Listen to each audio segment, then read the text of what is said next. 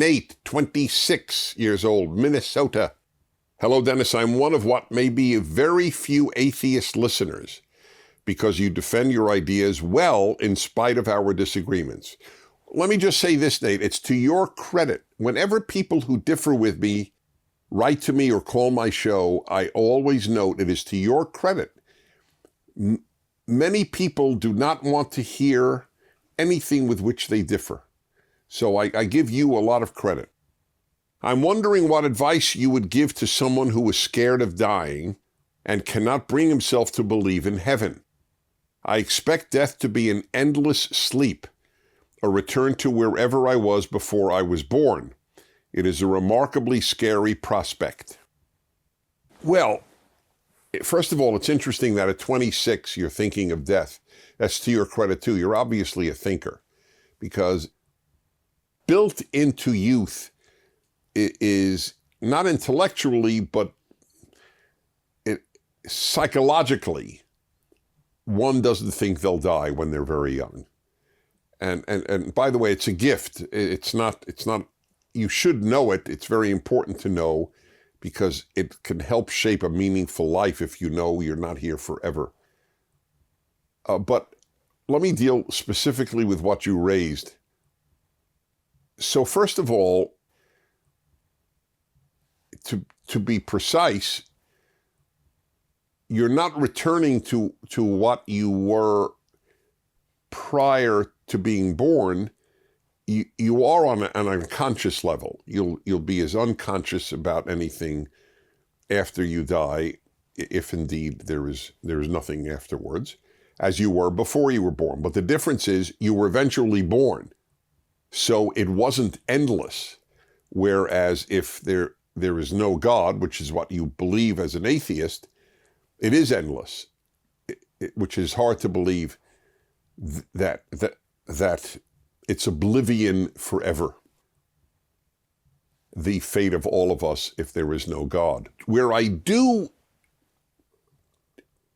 part ways emotionally, because it's an emotion you're talking about, scared is an emotion, I don't understand why that's scary. Were you unhappy before you were born, to use your correct analogy? No. So you won't be unhappy after you die. If there's nothing, it's not something to be scared of. I can understand being scared of punishment, of there being a hell and that you think you deserve a hell. That's one thing, but oblivion is not scary, it's depressing. There's a big difference. When I think about dying, and I'm much closer presumably than you are, I'm not scared in the least, because either there's a heaven and hell, and I don't think I have merited hell. Maybe I'll be wrong, but I've tried to lead a pretty good life, and I think I've done a lot of good, and I've tried to from a very early age. So either there's something good following my death, or there's nothing. Nothing is not scary, because I'm unaware of what is happening. It's like if you ever went under with an anesthetic for surgery, were you unhappy during the surgery? No. Well, you won't be unhappy after death. It's the equivalent in effect. So but I am sad. The prospect of dying makes me sad because I love life and I love people in my life. I love what I do. I love every day. And it's the thought of not having it does sadden me. It doesn't depress me, but it is sad. Leaving all these loved ones and leaving just such an enjoyable life. Even putting all my loved ones aside, I just enjoy life immensely. I always have. I'm very blessed in that way. So yes, it's sad, but it's not scary. So it's something for you to think about, since you're obviously a thinker. You might also want to rethink your atheism.